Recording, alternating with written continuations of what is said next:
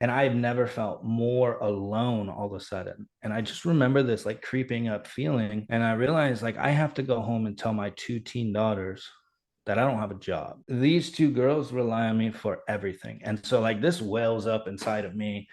And so I hang out for like a half hour and it's starting to get dark.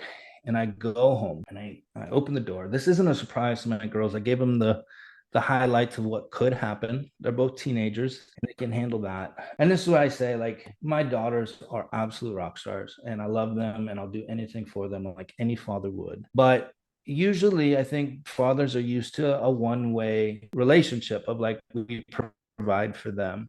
Yeah. And this like such a valuable lesson for me is like I said, girls, I got fired and I don't have a job anymore. But the good news is, for the first time in your lives, dad is off all summer with you and we're going to have fun and we're going to do things. And they smiled and I could tell that they were scared. I said, everything's going to be all right. And they believed me and they hugged me and they gave me that comfort as like a dad that they trusted that.